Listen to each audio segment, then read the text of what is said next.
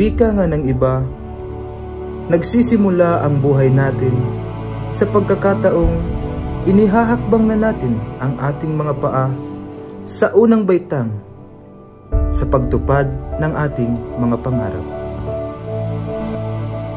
Ma! Nakabasa po ako sa dream school ko. Talaga ba? Ang galing mo naman! Congrats! Kung nandito lang yung tatay mo, sure ako magiging sa'yo para sa'yo. Oo nga, Ma. Pero alam ko, proud naman siya sa akin. Hindi yan. Pagsikapan mo pa para sa pangarap mo.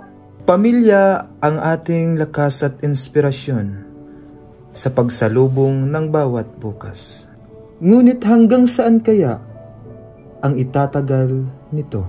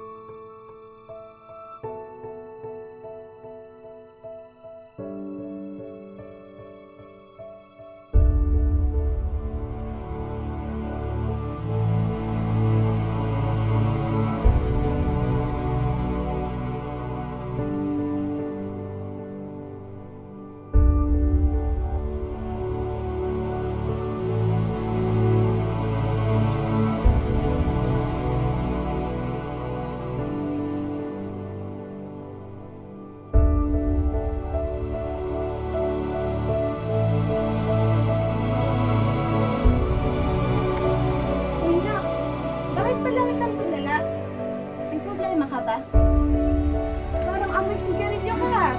Naninigarilyo ka na ba?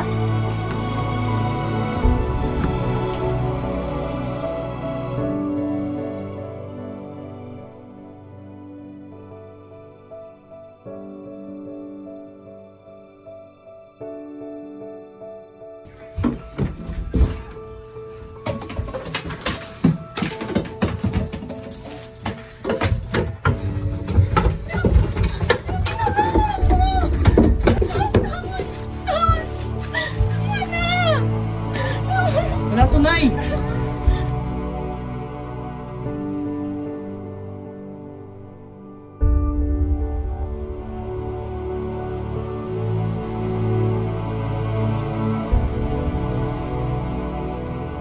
Friends tayo forever. Ha? Oo. Pinapay, ate, lola, gusto mo kami? Lahat ang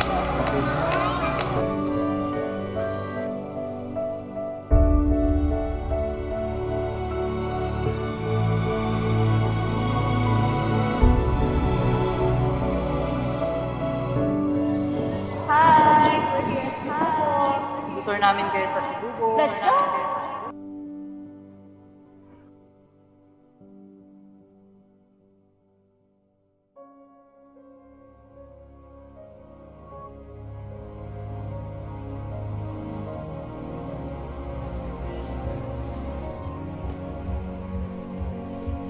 Anak, huwag mong gawin yan, masama yan.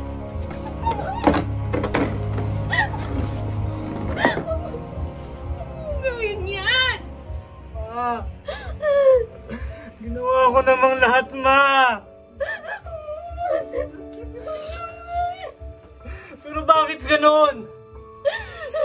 mukhang kulang pa rin. Kami ng pamilya mo. Tanga-tanga ko. Mahal ka namin. Mahal ka namin. Huwag mo gawin.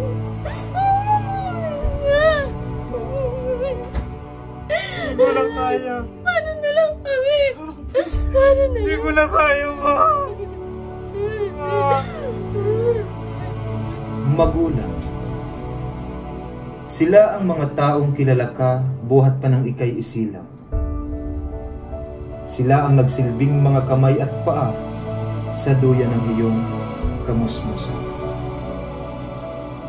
Sa bawat paglipat ng pahina ng iyong buhay, may ibang mga tao kang makikilala. Mga taong pakiwari mo'y sa gunita ay di na mabubura. Minsay sila ang mga dahilan kung bakit ikay tila nakapiit sa masalimuot na bilangguang mahirap mo mapag-alpasan. Talikuran mo man ang iyong mga magulang, ngunit hindi nila ipagkakait ang kanilang mga kamay para iahong ka sa bumabalot sa iyong karimlan. Sila ang magsisilbing hamog para payabungin ang nalalanta mong mga dahon. Sila ang dampi ng hangin sa munti mong layag para ikay makasulong.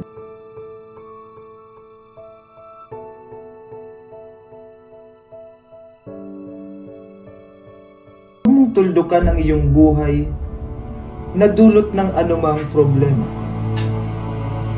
sapagkat nandyan ang kanilang mga bagwis para ikay lukuban laban sa hampas ng mga alon sa iyong buhay.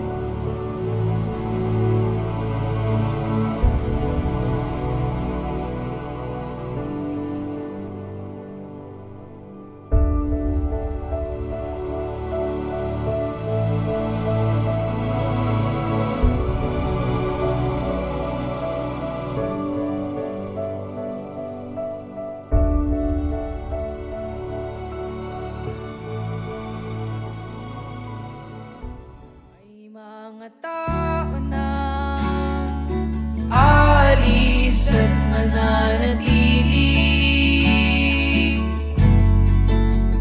di tiyak ang tadhana, kaya't maaaring magkamali.